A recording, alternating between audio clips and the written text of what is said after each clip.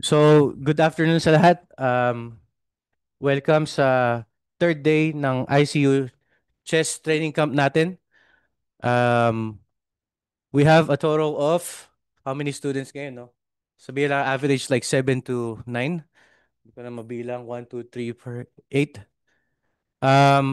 Ang topic natin ngayong araw ay napaka-exciting kasi ang ganda ng sinuggest rin ng mga players natin na gusto nila mag-present ng mga iba't ibang pawn structure. Kasi kung nakikinig lang kayo lagi, mas maliit yung pag-retain nyo ng information. Pero kung gusto nyo explain ang ideas sa ibang players, mas maintindihan nyo yung topic. Kasi para ma-explain nyo yung isang bagay sa isang tao, kailangan ma-simplify mo. It means, kailangan you understand the concept bago nyo ma-explain o may transfer yung idea sa ibang player. We're going to start ang lesson natin sa pawn structure na tinatawag na Grunfeld pawn structure. We're not gonna talk about variations or lines. In fact, after the lesson today, pwede nyo nang laruin yung Greenfield with enough understanding kung ano yung mga plans, ano yung mga iba't ibang pawn structure. Ang unang pawn structure, ang pinaka-common na pawn structure sa Greenfield, ang Greenfield guys is an opening against d4 where black plays knight f6, g6, and once white plays knight c3, ready na mag e4 yung white, getting the whole center. Ang tira ng black dito, magdi d5 na. Ang Greenfield ay ang kabaliktaran ng King's Indian. Ang King's Indian ay ang close center position. Ang Greenfield is open type of position. So kung open type center kayo at gusto niyo yung mga active play, ito ang perfect weapon sa inyo. Grunfeld is one of the strongest weapons sa chess. In fact, sa experience ko, kung sasali kayo sa norm tournament, puro grandmaster ang kalaban nyo, pag Grunfeld ang tira ng kalaban ninyo, most likely, i-avoid ng Super GM o kaya GM yung opening na to. Kasi kahit na ilang linggo, ilang buwan nilang paghandaan nito, hindi sila makakuha ng advantage. Lahat equal. 'Di ba bad trip yon, white ka, gusto mong maka-advantage. Kalikot ka ng kalikot ng mga line, biglang lalamang pa yung black, lalo na pag dubious yung move mo. Okay, ito yung isa sa mga opening na pag white ako, nakita ko na green field yung kalaban ko, ayaw na ayaw ko yan. Hindi lang ako, yung mga colleagues ko rin, yung mga Grandmaster IMs, ang gagawin nila, magsi-C4 sila, meron silang mga tinatawag na anti-Greenfield. Like C4, pagka nagganyan, pagka nag-G6 ka, pipigilan nila yung Greenfield, no? Ayaw na ayaw nila. Or minsan, pag G6 mo, magna-Knight F3, para pa nag-D5 ka, takes, takes. Ngayon, ang pinaka-idea ng Greenfield is to allow white to have a big center, pero pipressurein natin yung center later on. But in this case, pag A4 ng white, at itong endgame na to, no, is actually very dangerous for black. Kung check nyo lang yung stats dito, this scores very well for white with 24% win rate versus 13% win rate. Itong endgame na to, very menacing sa Greenfield players kasi itong bishop na to, na block off na to, no? However, hindi ka naman forced na pumasok sa line na to. Maraming ways to play against the system. Pero, example lang yan, kung kukuha kayo ng title nyo, nakita ng kalaban nyo, nag-Greenfield kayo, most likely, mag-avoid sila dyan. Titira sila ng anti-Greenfield. Okay, pero pagka Greenfield proper, ang importante, tatandaan nyo, yung knight should be on C3 bago kayo mag-D5. Why? Ano ba ang dream position ng Greenfield? Ang dream position ng Greenfield is for white to take the pawn, E4, and then gusto natin merong pawn sa C3. Kasi Yan ang target natin. Yan ang magiging source ng energy natin. After bishop g7, maraming mga moves yung white dito. Pwedeng bishop c4, knight f3, bishop e3. Minsan may mga sideline pang queen a4 check. However, ang pinaka main point yan, c5 is a strong pawn break that puts white under pressure. Pag hindi aral yung kalaban mo, open center is always best, no? Kasi madaling mo mapunish yung mistakes. Sa close position, kahit maraming mali yung kalaban mo, napapansin mo, sa endgame ka pa rin mananalo pag close position. Kaya maraming players, mas type nila yung Grunfeld kasi open center. Napakarami kong laro na lalo na yung mga fellow players natin na hindi naman masyado nagtitraining, nag-aaral, ah gaganyan, pe-pressurein natin yan, mag-bishop c4. Ngayon, ang gusto natin, every move is to pressure the center. Kaya lang, huwag kayong mag-bishop g4. Okay? What's wrong with bishop g4? Dwayne, anong pangit sa bishop g4 move ng black?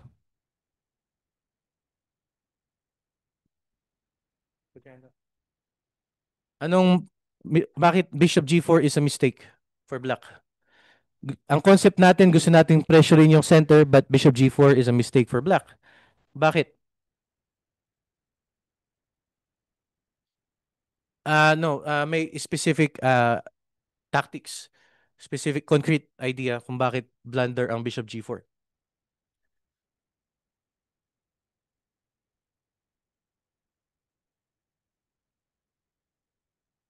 RB, bakit blunder ang bishop g4? Okay, good try. Lisa, bishop f7. Di ba? Pattern, tactical pattern. Open center. Kung gusto niyong talunin yung mga kalaban nyo hindi nag-aaral masyado, open center ang magandang itira sa kanila kasi mapapanish yung inaccuracy kagad sa opening. Pag malakas ang kalaban nyo, madalas gusto nyo close center para matagal yung labanan. Laging may chance na makabalik sa game. No? Pag bishop f7, king f7, meron ng knight g5 check. Yung kahit saan pumunta yung king, queen takes g4, butas yung light squares, pwedeng makapunta yung queen sa e6, knight e6.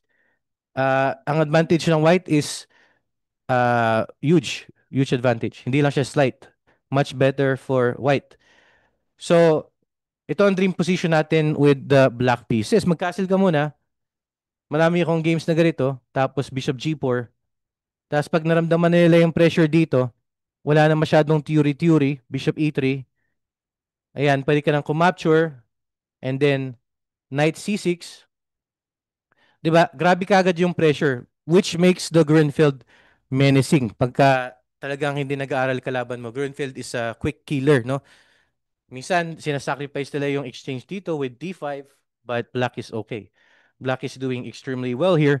Ang next na ideas natin dito ay gusto nating syempre, pressure to. May isang game na ako against 1900, no? Gumanyan, no? Tapos ang ginawa ko dito, nag-queen a5 ako. Tapos nag-rook d8 ako. Hanggang na-pressure na yung mga pawns niya. Marami ng tactics, open position eh. So ito yung dream position natin guys. Gusto natin ma-pressure yung pawn structure ng white. Ito ang tinatawag na exchange variation pawn structure. Okay? So maraming mga pwedeng gawin yung white dito. Ang tip ko lang, ang shortcut dito, kung gusto niyo laruin to without knowing a lot of theory, ito yung tinatawag na uh, Gligorich variation. Ang knight ay pupunta sa e2. Magsi-c5 na tayo. Tempo is important sa open position. Knight e2. Castling or knight c6 are both fine. Ngayon, kung ayaw nyo mag-aral ng theory masyado, ang mga theoretical moves dito is bishop g4 or queen c7 or b6 or e6. Ang pwede nyong gawin dito, mag-double fianchetto kayo o double fianchetto. Sa halos lahat ng lines sa exchange variation, double fianchetto ka lang. Ang idea, gusto natin mag bishop b7, e6, queen c7, pupunta yung rook natin dito. You can almost apply this in all the lines. Ngayon, pag kinain ng ng white to, gagambit mo na yan, queen c7, we are after activity. Pag kinain niya yan, nabuhayan tong bishop, pag kinain niya ulit to, lahat buhay na. Buhay yung queen, buhay yung rook, buhay yung knight. May mga ganyang idea. Buhay yung bishop, buhay yung rook. Lahat ng pieces mo for the sacrifice pawn is active. Tapos mayroon siyang dalawang isolated pawn. Ang evaluation ng engine dito is equal, which means ang compensation ng black is huge. So halimbawa, nag-A4 na ganyan, pwede ka na mag-knight E5, and meron ka ng knight G4, pwede mo ring tarakan tong yung knight sa, yung C4 square with your knight. Imagine pag may knight ka dyan, grabe yung pressure na may bibigay ng black, no? Example lang yan. Ito yung tinatawag na Gligorich variation. Ang suggestion ko is B6. And then you can just play bishop B7, queen C7, E6. Okay, so kahit na mag-rook C1 yan, is not important. Pwede rin kayo mag-continue sa plan nyo. Queen D2, queen C7 or E6. Rook D1, queen C7. Anytime nakainin niya yan, we're happy. Tingnan mo, advantage na kagad yung black, knight E5.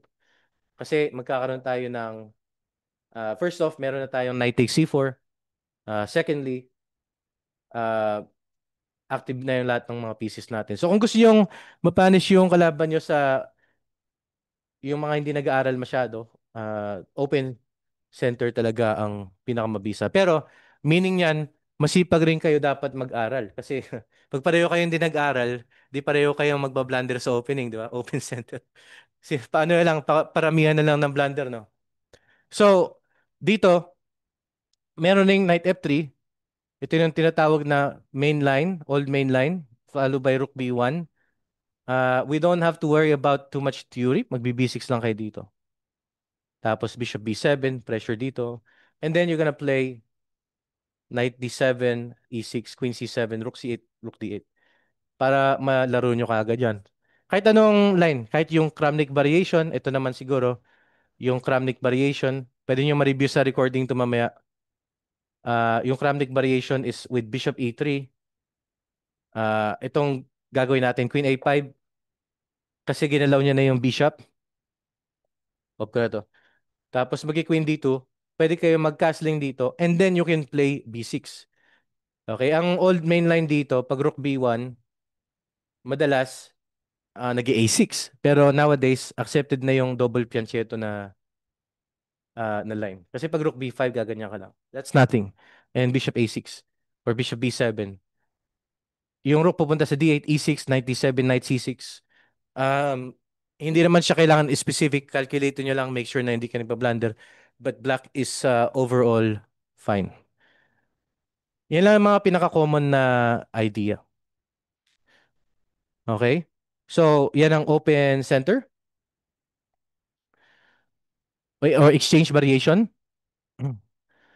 Titingnan natin yung ibang pawn structure. Ang gusto ng Greenfield, again, um, Armea, ano ang pinaka-goal ng Greenfield? Ano yung dream position niya?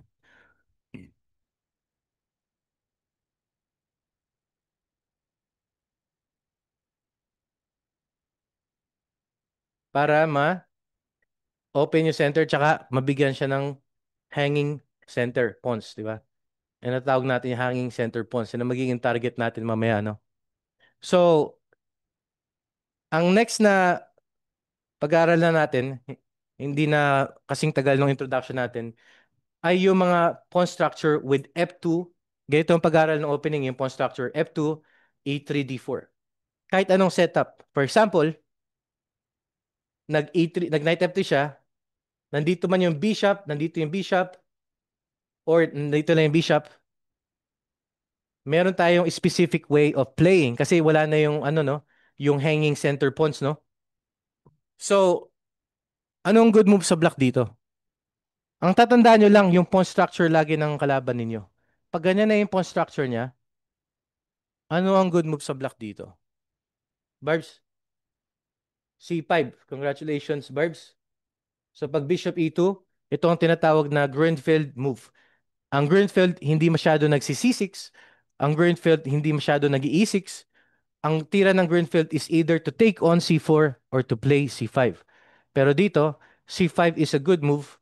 Pag kinapture nila to, then equal na tayo. Kasi lahat ng pieces natin active na. Pwede rin kayo mag B6, no? Lahat ng pieces mo, maganda na yung placement, no? Puro panalo yung block, no? Pero pag D takes C5, ang pinaka-idea natin dito, magki-Queen A5 tayo. Great move. Pressure sa C3. Ah, meron tayo Knight E4. Ang magandang line dito pag gumanyan eh. May Knight takes D5, Queen takes, Bishop takes, tapos may Bishop D2. Mukhang okay pa siya. May Rook D8 tayo. Tapos may in-between move na Bishop takes C3, Queen takes C3 check. So pagka open center kayo, matututo kayo ng mga in-between move. Position is slightly better for black, but there's a lot of draws sa position na to. Pero slightly better yung black. Which masayang-masaya na tayo niya kasi ang hirap makakuha ng ano eh, ng slight edge eh, lalo na pag black kayo, no? Oh, itest natin ha. Punta yung bishop sa F4, E3. Oh, Stewart, anong move dito? Pawn structure F2, E3, D4. 5, 4, 3, C5. D takes. Jason, anong tira? 5, 4, 3, 2. Huh? Okay. You're paying attention. Kababanggit pa lang. Roy, anong tira dito? Queen A5, correct. Gravy, Jason Boy. Okay, ito yung meron din dito, pag nandito na yung bishop, may Magnus variation o Carlsen variation, which is knight e4, pero stick kayo sa basics. Pag ganyan yung pawn structure, c5 and then queen a5. And then rook c1 para masuportahan yung knight, but kakapture lang tayo dito. And napakaganda ng position ng black. Wala pang discovered attack yan. Lahat ng pieces natin merong active squares. Meron tayong active squares, no? Samantalang sa mga names so minsan kuha yung bishop pair tapos gagrind ng white tapos yung king's Indian ipit-ipit ka. Depende rin sa ano na gusto nyo. Ang drawback ng open center may mga drawish na endgame, no? Yun ang drawback. Pero sino bang nagpre-prepare with the white pieces para makadraw lang, no? Wala naman.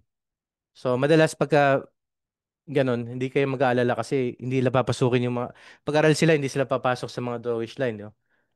So um yung post structure, no? Yan ang importante. Ang next, yan ang tinatawag nating F2, A3, D4 pawn structure.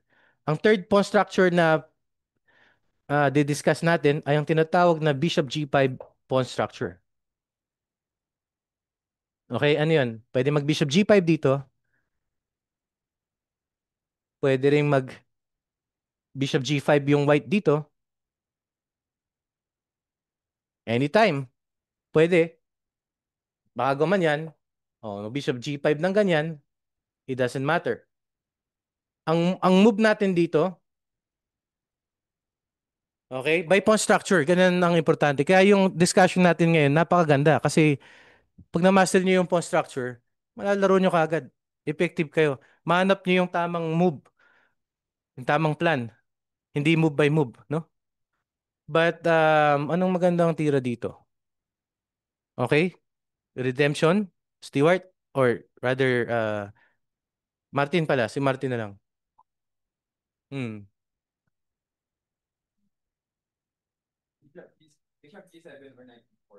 Okay. Bishop G7 is okay. Yes, line Topalov variation. Pero ang pinaka fundamental dito is whenever your opponent plays Bishop G5, move should be Knight E4. Whenever your opponent plays Bishop G5, the move is always Knight E4. Pag kinapture nila yan, napakaraming tricks dito. Nakita ko pa ngayong mga dalawang tropa ko na master eh. Nag E3. Ngayon, ang basic dito, babasagin mo to. Always, no? Yan ang idea eh. Gusto mong basagin yan eh. With C5. Pero ang tinira ng tropa ko, nag C6. Tapos yung master, nag Knight E2. Okay. Dwayne, anong tira ng black dito? Anong idea ng black? Parehong yung ano actually, yung white player is a FIDE master, no? Tapos yung black is a regular national master, no? Queen A5. Nayari ka agad siya. Hindi niya, patawa-tawa pa kasi sila eh. Nayari ka agad yung bishop, oh. Tanggal ka agad yung bishop niya. Oh, let's ka agad siya. So, nangyayari yan, ah.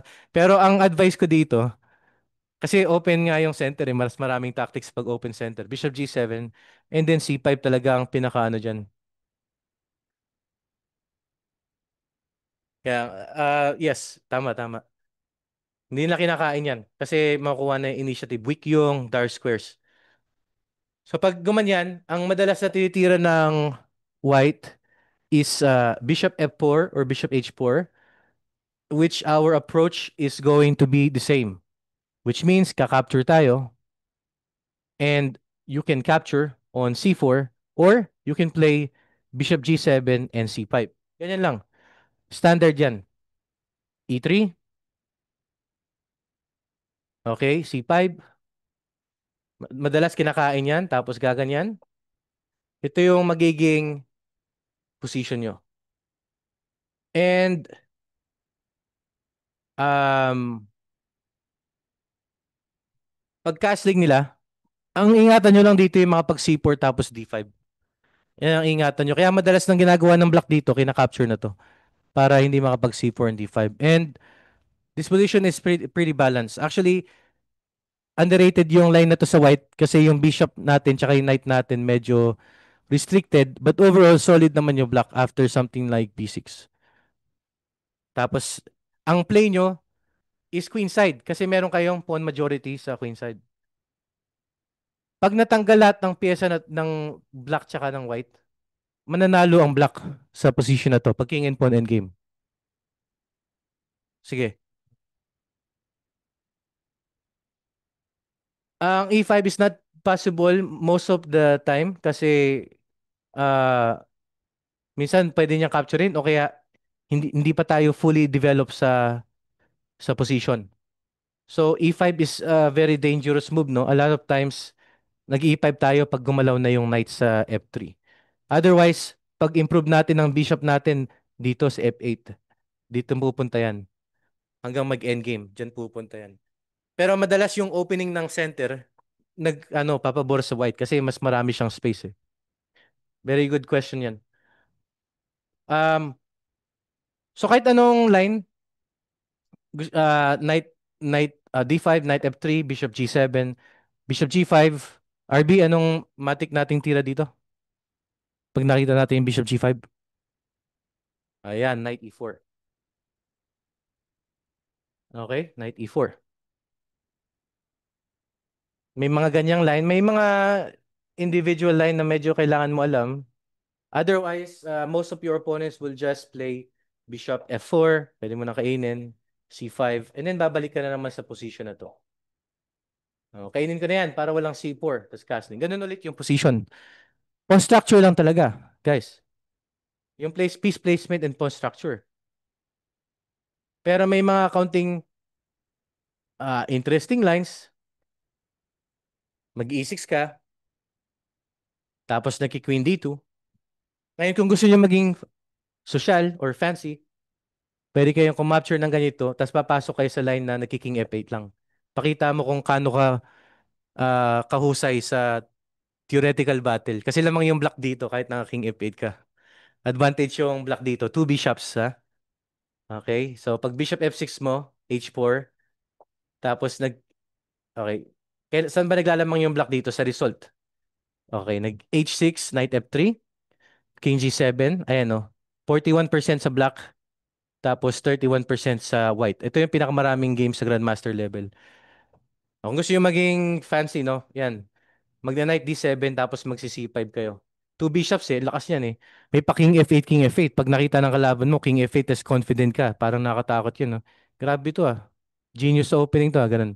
Pero ang best move dito talaga pag queen dito, H6 lang. Yan ang pinaka-simple na way para mag-equalize. H6 ka lang. Isa pang fancy line dito, bago tayo lumipat sa last pawn structure, which is the open center, is pag bishop G5, knight E4, C takes D5, mouse slip daw. Ano sa tingin niyo guys? Blunder ba yung white or anong idea nito? May mga special ideas na ganito pero wala siyang talagang nako-contribute sa position. Jason, you raising your hand? Blunder pa tong C takes D5 or not?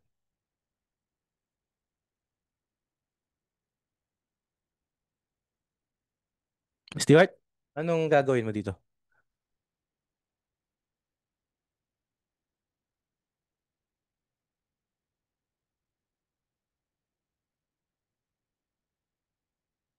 Knight takes C3? What's wrong with this? Yeah, and then? See, best move is just to get the two bishops, right? Nothing special. Then you just go back. Just balik ka na. Ibalik mo lang. And queen takes D5. Two bishops ka na. Tapos may weird, awkward H4. No? Okay, yeah, may couple of exceptions na medyo weird yung idea pero kaya nyo namang i-compute sa board. Kaya nyo may compute sa board. Okay? Last major pawn structure before we proceed to our next lesson. Okay, G6, Knight C3. Ang tinatawag nating open center. What is the open center? Open center ay kung hindi sila nag E3, hindi sila nag Bishop G5, or hindi sila kumapture. Moves like Queen B3, Russian variation, moves like H4, sa opinion ko, ito ang pinaka-dangerous line sa lahat ng Greenfield, yung H4 line. Ito ang pinaka-delicate James. Pag hindi nyo kabisado yung 23 moves na na pang-equalize, dudurugin kayo ng H4. So, uh, pag nag-open center, Queen B3, ano ang Greenfield move natin? Or H4? Or let's say, ewan ko kung ano pang uh, gimmick na pwede lang gawin dito. Mag-gimmick, no? Minsan may check na ganyan. May game ako ng ganyan. Tapos gumanyan, kinain ko lang yan. Pag kinapture nila to, grabe ng kadami ng moves ng queen niya. Nag knight C6, rook B8, knight P4. May malaki na advantage ng black agad, no? Pero most of the time, ang Russian variation is queen B3 or itong, nakalimutan ko na yung pangalan itong H4 move na to. But very dangerous siya. Ano ang Greenfield move natin dito pag queen B3 or H4? Nga. Per pawn structure at piece placement, meron tayong specific moves. Pag na-master niyo yun, yung specific moves, hindi na kayo maliligaw masyado. Maging most of the time sa opening battle, equal kayo o advantage kayo. Ah, Dwayne, ano ang Greenfield move natin dito?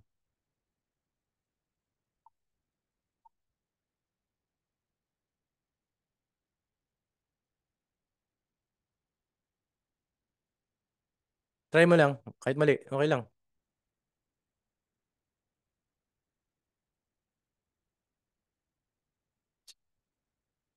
Halimbawa, nag-Queen B3 or H4.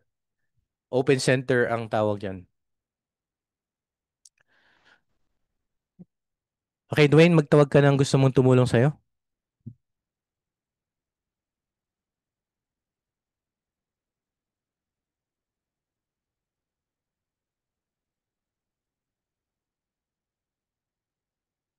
No, good try. Magtawag ka ng gusto mong tumulong sa'yo, Stewart.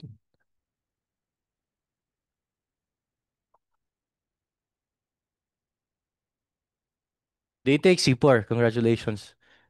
Yan ang tinatawag. Kaya open center kasi kakapture natin. Bukas na yung center. Castling tayo. Ngayon, mukhang dominated na yung position ng black. But this position is very dangerous sa white kasi nakakasila tayo. Siya hindi pa. Meron pang two moves bago siya makapag-casting. Yan ang ano dyan, ang understanding dyan. So that means, ang moves nyo ay dapat solid or attacking. Attacking. Kasi pag solid ka lang, di nakapag-casting siya, durog ka na. Sa lahat ng mga best moves dito, A6 ang pinaka-tested. with the idea of B5, C5.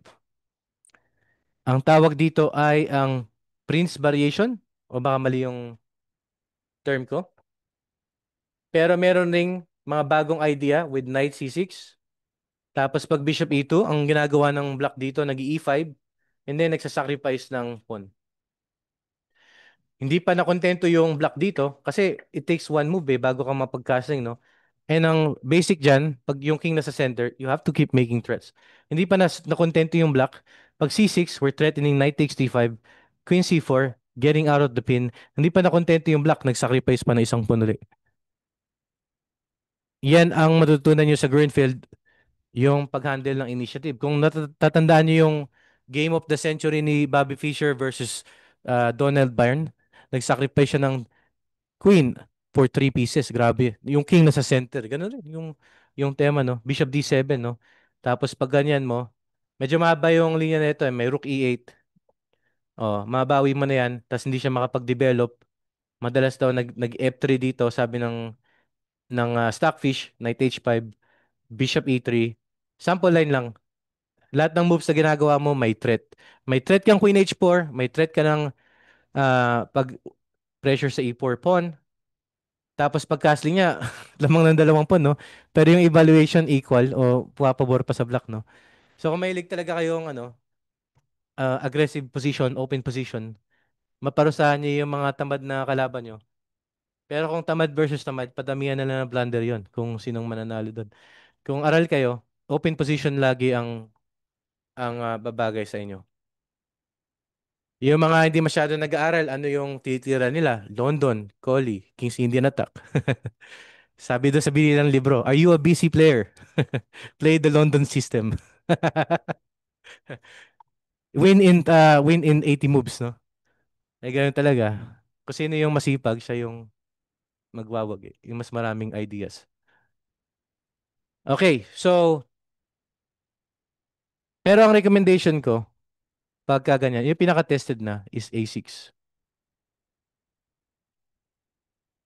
Okay, Bishop E2, B5.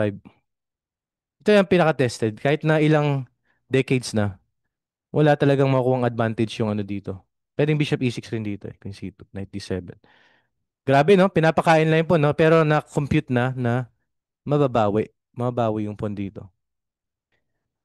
Tapos grabe yung initiative no. Hindi makapag B4 no kasi may knight takes E4. Daming tactics. Ang daming tactics na available. May A5 rin, no? May A5 rin. Kasi open center. Okay, yung pag H4 nila, ang pinaka best move talaga is to take. Para makita niyo lang kung kaano ka-dangerous yung mga open center, magsi-C5 na tayo, kailangan mag-counter attack. Tapos ang best move dito B5. Hindi ko na i-explain in great detail yung mga moves, pero grabing kagulo yung mga nangyayari sa and actually this is not it. At I think after this H5 nagka-casting yung black dito. Yeah, ito yung pakita ko na sa inyo. May triple repetition dito. Ganito kagulo yan.